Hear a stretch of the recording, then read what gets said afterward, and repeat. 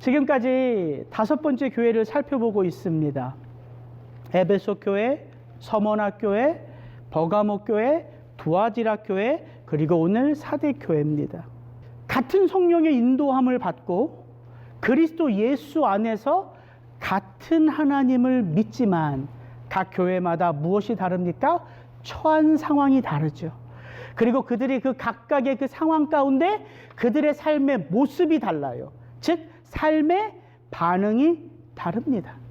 그래서 주님은 각 교회마다 다른 메시지로 그들이 지금 처한 상황, 그들이 갖고 있는 문제들을 하나하나 가르쳐 주시며 오늘 이 마지막 때에 교회로 살아가는 우리들이 주목해서 봐야 할 것이 무엇인가 7개 교회를 향하여 7개 메시지로 우리에게 도전하고 계십니다. 첫 번째 에베소 교회는요, 교회의 전통이 있는 교회였어요. 탁월한 리더들이 가르쳤던 교회입니다. 그래서 교리 붙들고 그 교회 안에 들어온 거짓 이단들을 분별해내 쫓아냈어요. 그런 멋진 교회였어요. 그러나 그 교회가 무엇을 잃었습니까? 처음 사랑을 잃었어요. 그래서 주님이 말씀하시죠. 처음 사랑을 너희가 버렸다. 다시 복음으로 돌아가라. 두 번째 서머나 교회는요, 교회가 궁핍하고 가난하고 핍박 가운데 있었습니다. 그런데 그 교회가 그 궁핍함 속에서도 하나님 앞에 이걸 버리지 않았어요. 충성을 버리지 않았어요. 그래서 주님이 말씀하시죠. 너희가 가난한 듯 보이나 너희가 궁핍한 것 같으나 실상은 너희가 믿음에 부요한 자라. 그러면서 주님이 위로의 말씀을 주신 게 아니라 이제 곧 다가올 고난과 핍박 속에 너희들 더욱 충성하라. 그래서 이 마지막 때에 우리에게도 우리의 삶의 자리에서도 충성할 것이 있음을 주님은 서머나 교회를 통하여 우리에게 가르쳐 주셨습니다. 그리고 그 다음에 볼 버가모, 두아디라, 오늘 사대 이 교회는 메시지가 연결돼요. 버가모 교회는 충성했습니다. 그러나 분별하지 못했어요. 여러분, 교회가 왜 분별해야 됩니까? 세상 한복판에 있기 때문이에요. 세상 한복판에서 하나님의 사명을 감당해야 되기에 교회는 시대를 분별하고 상황을 분별하고 우리의 삶의 자리에서 분별해야지만 뭘 지킬 수 있어요? 거룩함을 지킬 수 있어요. 지난주에 살펴봤던 두아디라 교회는 분별을 잃어버리니까 거룩함을 놓쳤어요. 여러분, 거룩이라는 히브리어 카도시라는 단어는 어려운 단어가 아니에요. 구별하다라는 단어예요. 하나님이 영적으로 죽어있는 죄인들을 하나님의 것으로 구별하셨어요. 그게 카도시, 거룩하다예요. 그러니까 거룩하기 위해서는 내가 하나님의 것임을 늘 깨어서 붙들고 있어야 돼요. 그래야지만 거룩한 삶을 지킬 수가 있는 거예요. 그래서 거룩은 쉬운 말로 말하면 영향력이에요. 내가 여전히 세상의 영향력 가운데 있는가? 내가 여전히 내 속에 있는 욕심, 욕망을 쫓아 사는가?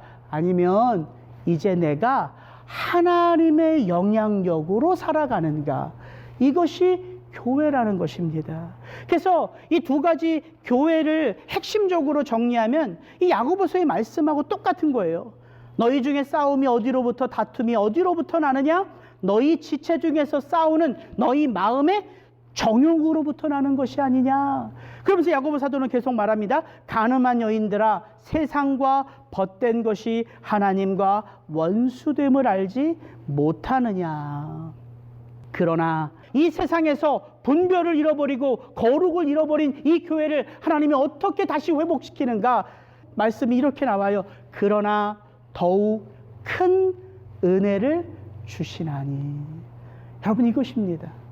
교회가 은혜 붙들어야지만 살 수 있는 거예요. 하나님은 이 세상의 영향력보다 우리 마음속에 있는 정욕보다 더 큰 은혜를 주심으로 우리로 하나님께 붙어있게 하는 거예요. 그래서 하나님을 가까이 하라. 그리하면 너희를 가까이 하시리라. 여러분, 교회가 이 하나님의 영향력에서 벗어나 거룩함을 잃어버리면 교회가 어떻게 되는가? 그게 오늘 메시지예요. 사대 교회를 향한 하나님의 메시지는 너희가 살았다 하는 이름은 있으나 어떻다? 죽었다, 이것입니다. 여러분, 성숙이 우리의 삶 속에 쉽지 않잖아요. 여러분, 그리스도 예수 안에서 거듭나면 여러분의 인격이 속히 성숙해집니까? 여러분이 그리스도 예수의 생명을 여러분의 심령 속에 심고 살아가면 생명의 능력이 열매 가운데 쉽게 맺어져요? 아니잖아요. 문제 앞에서 내가 또 이 모양이구나, 이런 게 우리 고백이잖아요. 성숙은 이렇게 단번에 이루어지는 것이 아니라 우리의 일평생 하나님의 영향력 아래서 성령과 동행하며 살아감으로 서서히 빚어져 가는 성화의 과정이라는 것입니다. 그것과 똑같아요. 성숙이 천천히 빚어져 가는 성화의 과정인 것처럼 여러분, 믿음을 저버리는, 그 믿음이 죽은 믿음이 되어 가는 과정 역시 갑자기 일어나는 게 아닙니다. 하루아침에 믿음 저버리는 게 아니에요. 스텝 바이 스텝이에요. 교회가 분별을 잃어버리고 그 시간이 지속됨으로 교회가 거룩함을 놓쳐버리고 그 시간이 지속됨으로 결국 교회가 살아있는 듯 보이나 믿음이 사라진 죽은 교회가 된다는 거예요. 그래서 우리가 이 4대 교회를 주목해서 볼 필요가 있는 것입니다.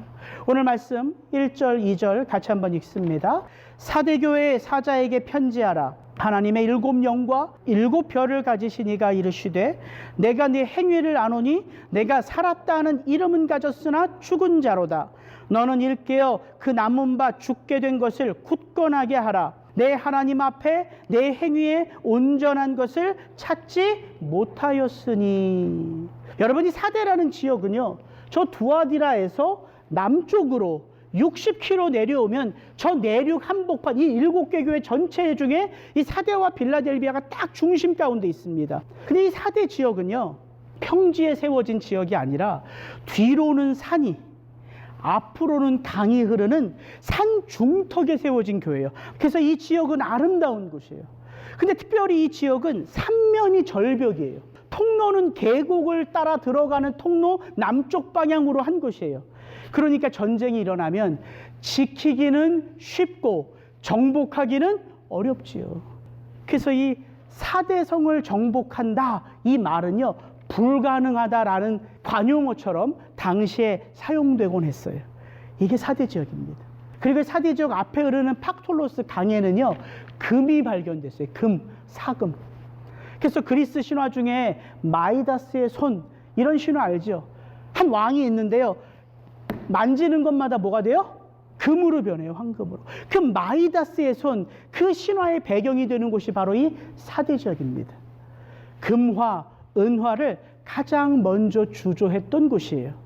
그러면 4대 지역 하면 두 가지 단어로 정리할 수 있죠. 가장 안전한 곳이요, 가장 풍요로운 곳이에요.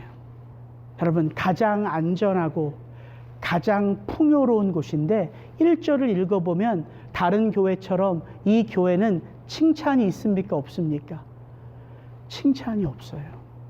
이 교회는 책망으로부터 시작해요. 내가 살았다는 이름은 있으나 죽었다. 이게 4대 교회에 말씀하시는 예수님의 첫 메시지입니다. 죽었다는 거예요. 여러분, 참 아이러니하지 않습니까? 서머나 같이 핍박받는 교회는 네가 궁핍하고 가난하나 실상은 믿음에 부요하다. 그런데 모든 것을 다 갖고 있는 4대 지역에 세워진 이 교회는 네가 명성은 있고 평판은 있지만 죽었다. 여러분, 그래서 교회를 지키는 건 환경이 아닙니다.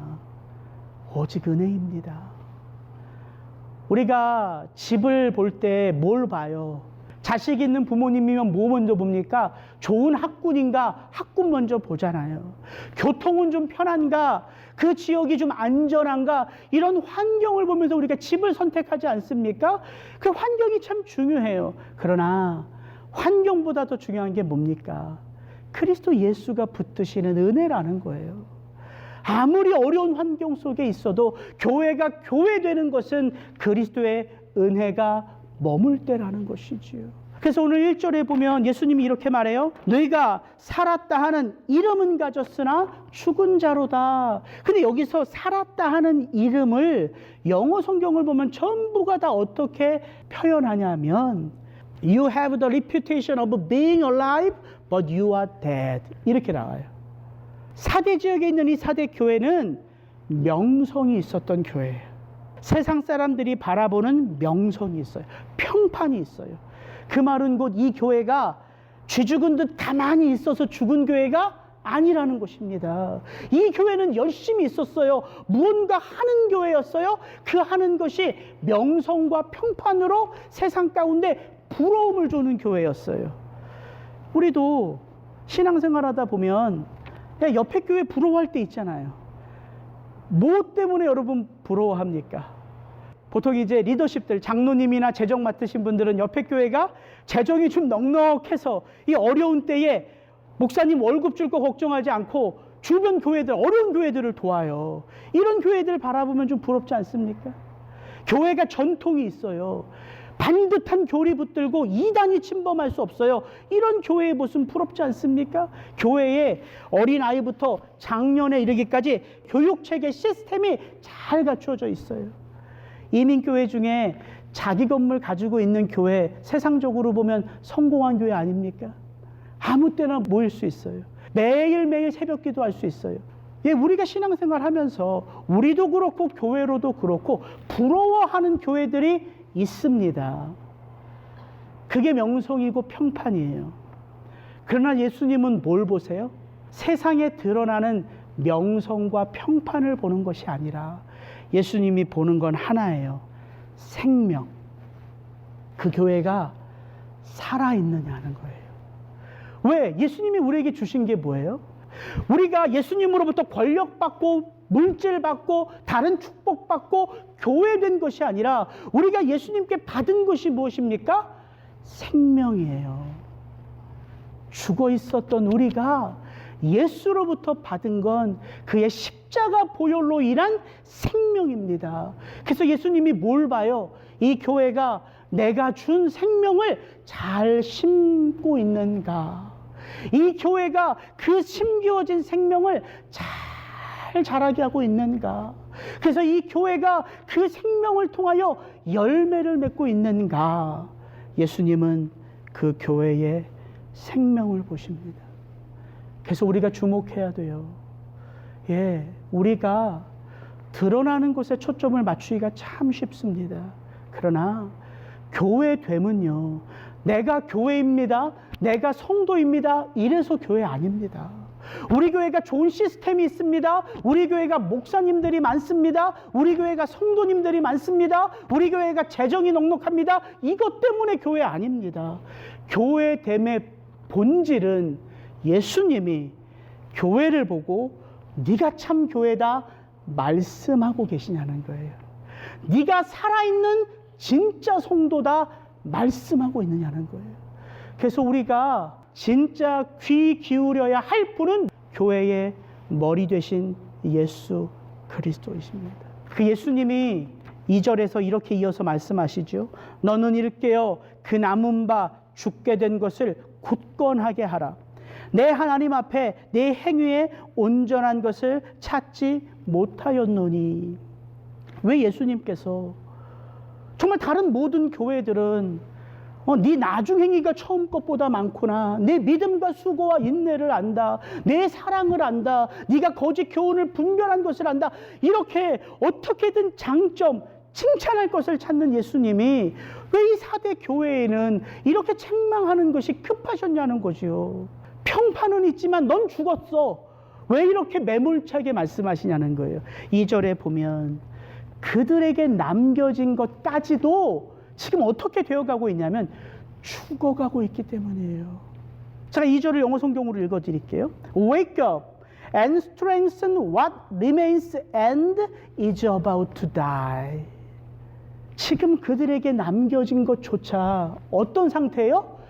죽어가고 있는 상태예요. 그 그래서 예수님의 마음이 급하신 거예요. 죽었다 선포하셔야지만 살아날 방법을 말씀하실 수 있기 때문이에요. 그래서 여유롭게 칭찬하시고 여유롭게 말 돌리시지 않고 너 죽었어. 죽었으니까 이렇게 해야 살아나. 이렇게 말씀하시는 거예요. 이번 한 주 사대교회 말씀 한 구절 한 구절을 묵상하면서 저는 참 제 모습, 오늘날 이 시대의 교회 모습인 것처럼 보여왔어요. 그렇지. 이 교회가 살아있는 것 같은 이름은 있고, 교회가 이 세상 속에 어떤 기득권을 갖고 있고 권력을 갖고 있는 것처럼 보이는데, 교회의 파워는 뭘까? 교회의 파워는요, 세상과 동화되는 게 아닙니다. 여러분이 사대교회 문제를 지적하실 때 예수님이 다른 교회들처럼 에베소 교회는 처음 행위를 잃고 처음 사랑을 잃었어. 버가모 교회는 거짓 교훈, 발람의 교훈이 있어. 니골라당의 교훈이 있어. 두아디라 교회는 이세벨의 가르침이 있어. 이렇게 문제가 무엇인지를 가르쳐 주시잖아요. 근데 이 사대교회는 그렇게 말씀 안 하세요. 없어요. 그때가 다 지나갔어요. 그래서 세워져 가는 것도 단계요. 무너져 가는 것도 단계라는 거예요. 근데 이 사대교회를 묵상하면서 처음에는 나눌 것이 많은 거예요. 왜? 제 자신이 부족한 게 많고 제가 이 시대의 교회를 바라볼 때 잘못 가고 있는 것들이 많기 때문에 나눌 것이 참 많더라고요. 근데 그렇게 한참을 묵상하다가 제 마음 가운데 너무너무 감사하더라고요. 책망을 받는데 혼이 나는데 감사하더라고요. 여러분, 누가 책망해요? 옆집 아저씨가 책망하지 않아요. 저희 집 앞에 우리 다은이 준이가 잘 노는 애들이 많아요. 근데 그런 애들 제가 보면서 얘기 안 해요. 제 딸아이들한테 얘기해요. 다은이 준이는 저와 아내가 부족한 게 보이고 잘못된 게 보이면 넘어가지 않고요, 가르치려고 해요. 왜입니까? 내 딸이기 때문에 그래요. 그냥 내 딸이 아니라 적어도 저와 아내에게는 우리 딸들이 우리보다 더 나은 믿음과 신앙으로 이 거친 세상을 살아가기를 원하는 마음에 간절한 소망과 바람이 있기 때문에 잘못을 넘어갈 수가 없는 거예요. 행여나 내가 부족하고 행여나 우리 아내가 부족하고 우리 또한 잘못된 모습으로 살아가도 그거 붙들어 놓고 가르치는 거예요. 제가 그 마음이 들더라고요. 여러분, 사대의 문제는 한순간의 문제가 아니라요, 수십 년 동안 지속되어 온 문제예요. 누가 기다려줘요? 세상에 누가 이해해줘요? 한두 번 얘기하고 한두 번 말해서 고쳐지지 않으면 안 보면 되는 사이인데 누가 그 붙들고 잘못을 지적하고 누가 그렇게 해요? 아버지, 어머니잖아요. 내 목숨과도 바꿀 수 있는 내 자식들이기 때문에 그렇게 말할 수 있는 거잖아요. 그 마음이 느껴지더라고요. 그래서 마음에 감동이 되더라고요. 그래서 내가 숱하게 넘어져도 여전히 하나님의 은혜를 말할 수 있고 고백할 수 있고 체험할 수 있는 거구나. 붙들어 주시는 아버지가 계시기에. 그래서 여러분, 오늘 이 사대교회의 책망함 속에서 여러분이 무엇보다 예수님의 그 마음을 헤아리시기를 축복합니다. 예수님이 이 교회를 바라볼 때 2절에서 내 행위에 온전한 것을 찾지 못하였다 이야기합니다. 사대교회가 죽어있는 교회란 아무 일도 안 하는 교회가 아니라 그 교회가 열심히 있습니다. 그 교회가 이룬 업적이 있어요. 근데 그 모든 것들이 누구와 상관이 없다? 예수님과 상관이 없다. 그래서 우리가 한 가지 알 수 있는 게 있어요. 사대교회가 주목하는 분이 누굴까요? 예수님이 아니라 세상이에요. 세상의 것들에 주목하고 세상의 것들에 만족을 누려요. 이게 사대교회였다는 거예요. 여러분, 이게 위선이에요. 예수님이 왜 바리새인에게 회칠한 무덤 같구나, 이 독사의 자식들아, 여러분, 바리새인들이 열심히 없었기 때문일까요? 아니요. 너희 의가 바리새인의 의보다 낫지 않으면 너희들은 결단코 천국에 가지 못하리라. 이렇게 예수님이 말씀하셨어요. 바리새인들은 열심이 없었던 자들이 아니라 그들의 그 열심이 누구를 향하고 있어요? 세상의 사람들로부터의 인정을 향하고 있기 때문에 그들이 한 모든 일들은 누구와 상관이 없어요? 하나님과 상관이 없었대. 그게 문제인 거예요. 오늘 우리의 모습 가운데, 오늘 내 모습 가운데 제가 여전히 성도님들에게만 초점이 맞춰지고 성도님들이 말하는 것에만 제가 묶여져 있다면 제가 하는 설교, 제가 하는 모든 삶은 누구와는 상관이 없을 수 있어요? 하나님과는 상관이 없을 수 있어요. 그래서 이 메시지 속에서 우리가 돌아봐야 할 것은 내가 누구의 영향력 아래서 살아가고 있느냐는 거예요.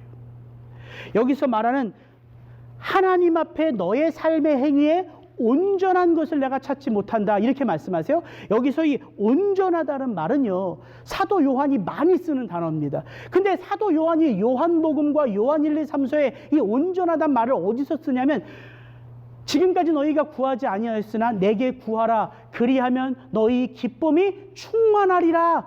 예수님이 하신 말씀이잖아요. 충만할 거야. 어떻게 이 기쁨이 충만해져요? 하나님의 보좌 옆에 계신 그리스도 예수가 그 충만한 기쁨을 우리 속에 주시기 때문에. 그래서 이 온전하다는 단어는요, 채워져 넘쳐난다는 단어예요. 근데 예수님이 이 사대교회를 보니까 하나님의 것으로, 그리스도 예수의 것으로 채워져서 흘러넘치는 삶의 모습은 하나도 없고, 오직 그 관심은 세상에 팔려 있고, 오직 세상의 그 칭찬에 빠져 있어서 그 모든 행위는 세상과는 연결되어져 있지만 하나님과는 단절되어져 있기에 예수님이 죽었다 말씀하시는 거예요. 그래서 예수님이 바리새인들에게 말하지요.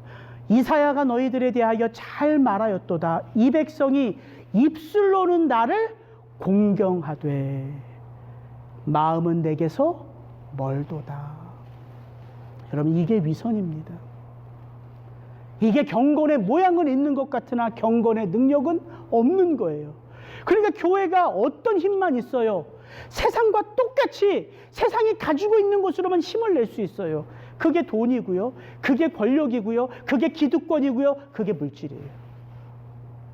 그게 교회의 모습이에요. 근데 교회는 달라야 하잖아요. 세상과 동화되는 게 교회가 아니라 세상 한복판에서 세상과 다른 구별된 모습을 세상에게 보여줌으로 하나님을 증거하는 게 교회잖아요. 그래서 우리의 모습을 돌아볼 수 있어야 합니다. 3절입니다. 그러므로 내가 어떻게 받았으며 어떻게 들었는지 생각하고 지켜 회개하라. 만일 일깨지 아니하면 내가 도둑같이 이르리니 어느 때에 내게 이르는지 내가 알지 못하리라. 4절입니다. 그러나 4대에 그 옷을 더럽히지 아니한 자 몇 명이 내게 있어 흰 옷을 입고 나와 함께 다니니 그들은 합당한 자인 연고라. 이렇게 영적으로 죽어있는 4대 교회에게 예수님이 가르쳐 주시는 살아나는 길은 5개의 명령으로 되어 있어요. 깨어나라, 굳세게 하라, 생각하라, 이건 기억하라예요. Remember, 기억난 것을 지켜라. 이 모든 것들을 묶는 게 회개하라. 이 5가지예요. 근데 여러분, 어느 날 갑자기 죽어진 교회가 아니라 수십 년 서서히 죽어가는 교회가 어떻게 깨어날 수 있어요? 어떻게 기억할 수 있어요? 어떻게 붙잡을 수 있어요? 어떻게 돌아설 수 있어요? 이들이 행위를 안 하는 게 아니라 열심을 내고 있어요. 그리고 주변의 다른 교회들이 지금 내 모습, 우리 교회를 부러워하고 있어요. 근데 어떻게 내가 지금 살아가는 이 삶의 모습이 잘못된지를 깨닫고 그 걸음을 돌이킬 수 있냐는 거예요. 이게 가능할까요? 그래서 오늘 1절 말씀이 우리에게 중요해요. 예수님이 이 죽은 4대 교회에게 당신을 어떻게 묘사하고 있느냐. 7 영과 7 별을 가지신 이가 가라사대예요. 여러분, 일곱 영, 일곱 별은 첫 번째 시간에 요한계시록 1장에서 제가 나누었어요. 일곱 영은 뭘까요? 하나님 보좌 앞에 있는 일곱 영은 성령님을 말씀하세요. 일곱 별은 뭡니까? 일곱 교회에게 보낸 사자들. 그게 일곱 별이에요. 일곱이란 숫자는 하나님의 숫자로 완전한 거죠. 성령님이 일곱 분 계신 게 아니라 성령님의 그 역사가 하늘과 땅에서 마치 형성된 증인으로 하나님 앞에 드려진 예수 그리스도처럼 그의 역사가 완전한 거예요. 근데 왜 일곱 영, 일곱 별, 일곱 촛대라고 말할까요? 이렇게 다가오더라고요. 여러분, 소아시아 몇 개 교회에게 지금 편지가 쓰여지고 있습니까? 일곱 교회예요. 에서보도 사빌라. 일곱 교회의 편지가 쓰여지기에 몇 명의 사자들이 필요해요? 일곱 별의 사자들이 필요해요. 그러면 딱 맞추면 좋죠. 하나님의 성령은 완전하다 이렇게 말해도 되지만 각 교회마다 일곱 사자들이 흩어져서 각 교회를 섬기는데 각 교회에 주신 일곱 영, 그 하나님의 영으로 교회를 섬기는 거예요. 그 일곱 교회 중에 사대 교회 하나가 죽어 없어진다면 이 모든 것은 완성될까요? 완성되지 않을까요? 완성되지 않아요. 그래서 사대 교회는 죽었지만 죽은 것이 아닙니다. 그걸 말씀하는 거예요. 죽었지만 죽은 너를 살려낼 능력이 누구에게 있다? 일곱 영과 일곱 별을 붙든 나에게 있다. 그렇게 말씀하시는 거예요. 그러면서 죽어있는 사대 교회를 살려내는 자들이 누구냐면 하나님이 이 사대 교회에 보내신 바로 그 하나님의 사자, 사대 교회의 사자에게 편지하라. 이 사자, 사대 교회의 모든 자들이 죽은 것이 아니라 그 가운데 하나님의 거룩함을 잃어버리지 않은 몇 명이 남아있다는 거예요. 근데 그 남아있는 자들을 어떻게 요한계시록은 표현하냐면 흰옷을 입은 자가 나와 함께 거닌다고 말하고 있어요. 예, 상징적인 비유겠죠. 근데 여러분, 흰옷이 뭐예요? 뭘 상징할까요? 거룩을 상징하고 순결을 상징하고 승리를 상징해요. 그래서 예수님이 변화산에서 그 옷이 희게 변한 거죠. 그리고 마지막 때에 그 어린 양, 그 보좌에 앉으신 어린 양을 찬송하는 수많은 자들이 그 14만 4천 명이 어떤 옷을 입어요? 흰 옷을 입어요. 그렇게도 볼 수 있지만 저는 이런 생각도 들어요. 하나님이 이 땅의 교회, 연약할 수밖에 없잖아요. 이 땅의 교회에 하나님의 사람들을 두셨는데 그들에게 어떤 옷을 입혔냐면 검은 옷이 아니라 회색 옷이 아니라 흰 옷을 입히셨대요. 그게 뭘 의미할까요? 가장 잘 보이는 옷이란 말이죠. 하나님이 하나님의 사람들을 숨겨놓지 않으시고 누구도 볼 수 있고 누구도 만날 수 있고 마음만 쓰면 누구도 찾아갈 수 있도록 하나님의 사람들을 마치 세상의 빛과 같이 소금과 같이 드러내셨다는 사실이에요. 그게 아버지의 마음이라는 거예요. 가끔씩 성도님들과 전화 통화를 하면 간략하게만 얘기하고 전화를 끊으시는 분들도 있고 또 그 한 주간 삶 속에서 일어난 간증들을 또 생각들을 아픔들을 기도 제목들을 또 이렇게 나눠주시는 분들이 있어요. 성도님들이 그 아픔을 그 기쁨을 그 간증을 이야기해 주시면서 좋은 거는 들으면 같이 기뻐요. 그리고 힘든 거는 같이 힘들어요. 이게 아마 한 교회를 함께 섬겨가는 성령의 이 묶여짐 같아요. 그러면 이제 성도님들이 이런저런 얘기를 막 하소연을 하면서 이제 제가 이제 목사니까 어쩔 수 없이 이렇게 가르치는 듯한, 그렇게 생각하시면 안 되고요. 이거는 성경에서 이렇게 하니까 이렇게 돼요. 그러면 또 말이 길어지잖아요. 그럼 성도님들이 한결같이 하는 말씀이 뭐예요? 이런 말씀이에요. 목사님, 저도 그걸 너무 잘 알아요. 하나님이 고난을 통해서 제게 축복하실 것도 알고 이 고난이 우리에게 다가오는 하나님의 은혜의 손길인 것도 다 알아요. 근데 목사님, 어쩔 수 없이 힘들어요. 이렇게 얘기를 하세요. 근데 문득 그 얘기를 듣다가 제가 깨달은 게 있었어요. 그렇지. 신앙은 혼자서 얼마든지 할 수 있어요. 혼자 성경 읽을 수 있고요. 저보다 훨씬 좋은 목사님들의 설교 들을 수 있고요. 신앙생활을 견고한 계획을 짜서 매일매일 삶의 자리에서 홀로 감당할 수 있어요. 근데 왜 우리가 교회로 모일까? 이게 번뜩 생각난 거예요.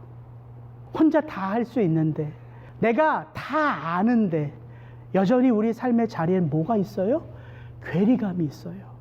다 아는데 받아들일 수 없어요. 이게 축복인 거 알고 이 고난 넘어서 하나님이 더 귀한 것으로 주실 거 다 아는데 견디는 게 어려워요. 그래서 누가 그걸 들어줘야 돼요? 교회된 우리가 마음을 열고 그분의 이야기를 들어줘야 돼요. 그리고 다시 리마인드 해드려야 돼요. 그리고 잘나서가 아니라 함께 더불어 기도해요. 그게 교회라는 것을 제가 문득 알게 되었어요. 왜? 저도 성도님들에게 어떤 때는 그렇게 하소연하거든요. 모르지 않아요. 제가 알아요. 근데 제가 목사로서 너무 힘들고 어려울 때는 전 솔직하게 오픈하거든요. 와이프에게도 우리 어머님에게도 성도님들에게도 오픈해요. 그 성도님들에게 하소연을 해요. 그러면서 속으로는 제가 이거는 성도와 목사가 이게 바뀐 것 같아요.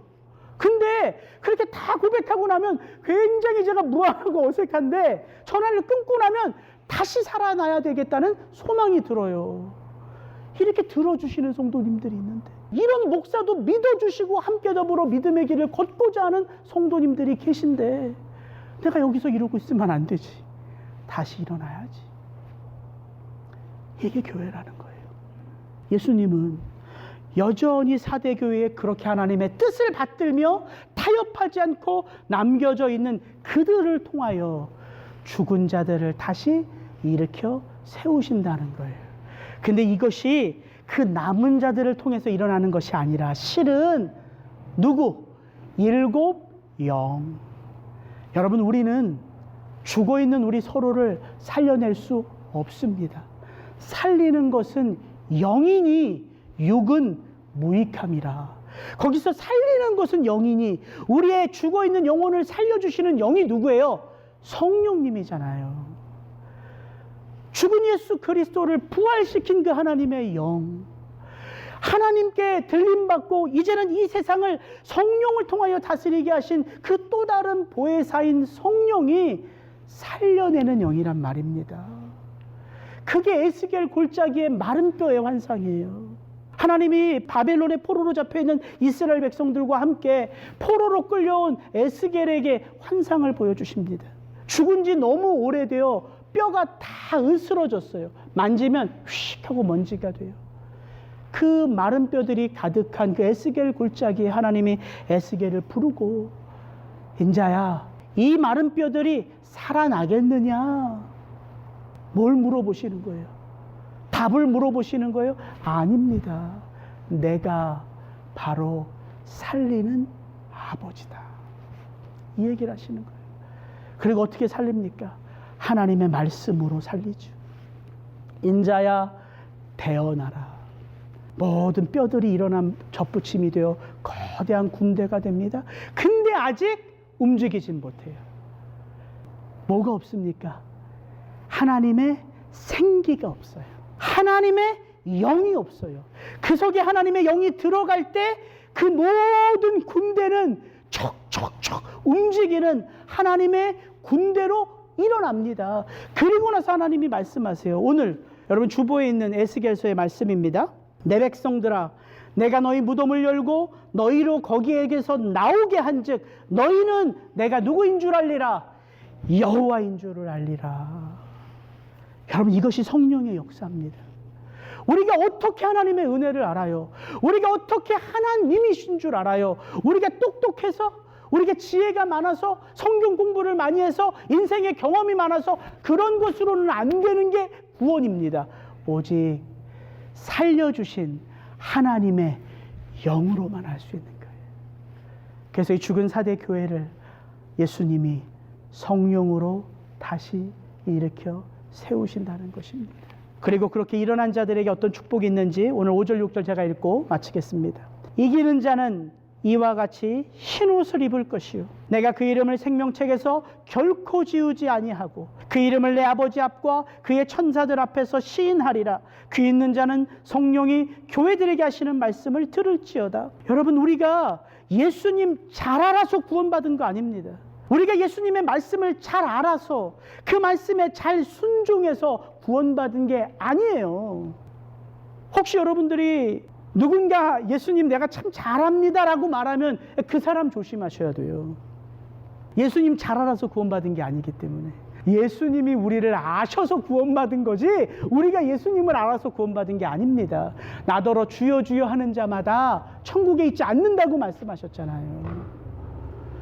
그래서 우리는 지금 이 상황 속에서도 예배 가운데서도 우리의 삶의 자리에서도 겸손해야 돼요.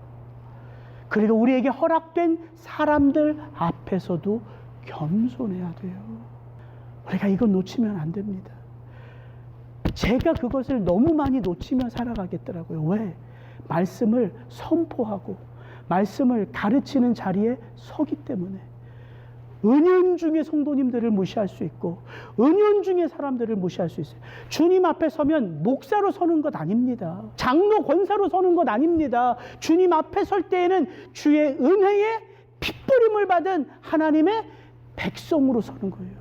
그래서 우리가 서로 앞에, 문제 앞에, 어려움 앞에 겸손해져야 돼요. 그리고 하나님이 나를 살리실 능력이 아버지께 있음을 믿고 그 아버지 앞에 내 문제를 온전히 열어놓을 때에 하나님의 역사는 다시 시작되는 줄을 믿습니다. 같이 기도하겠습니다.